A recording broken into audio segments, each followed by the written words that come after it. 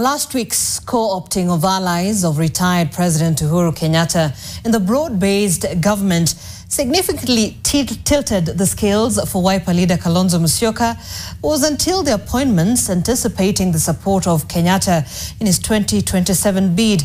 It is a development that further complicates Musyoka's strategy as the former deputy president now retreats to pursue new alliances and allies. Our senior reporter Ibrahim Karanja spoke to political commentators and now interrogates Kalonzo's road to 2027.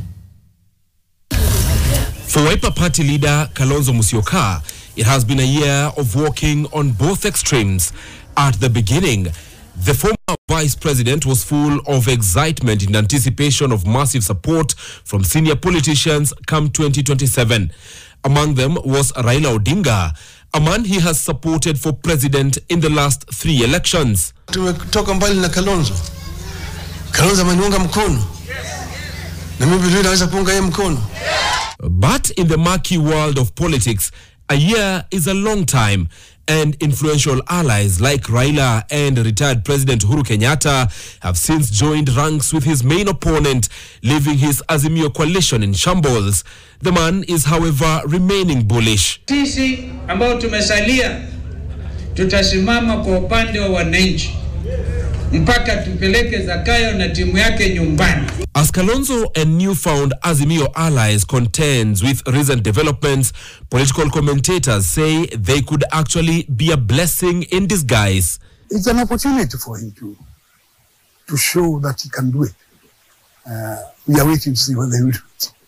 So the exit of Raila and Uhuru from Azimio, if they have exited, we know they are not in it deeply, is an opportunity for Kalonzo to do something and not to gripe and that, oh, why have they left?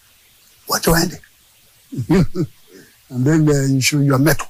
The assumption that where one politician goes, he goes with the people. These people do not have franchises of the tribes in which they were born, and that therefore to assume that they will migrate with the people is a wrong-headed assumption. It's wrong-headed kind of thinking. We saw that President Uhuru Kenyatta supported Raila Odinga in 2022, but the people of the Mount Kenya region were not persuaded. The likely ultimate challenger of President Ruto now appears to be courting new allies, including former Deputy President Rigathi Gachagua, in the scramble for Mount Kenya's rich vote basket. Where he puts his weight, and increasingly he is looking at Kalonzo as a possible somebody he can support, that would be a lot of pull. Kalonzo's state will go up with Gachagua's support. That does not mean that Kalonzo should pick Gachagua as a running mate. No.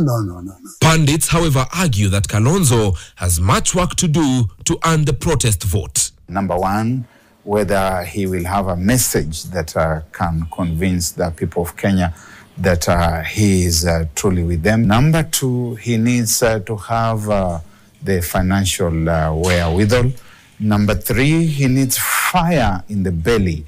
That has been a missing component that you do not see any of these people who are remaining in the opposition space, perhaps Martha Karua, coming with sufficient fire in the belly, convincing messaging that then gets people to believe that this is a leader we can follow. But as alliances are built and new allies made, it is not the only thing to count on in a country experiencing a political awakening, the pundits argue. It will be a referendum about William Ruto. And if it's a referendum about him, it's likely to turn out to be a referendum against him because of the rising tide of disaffection against him.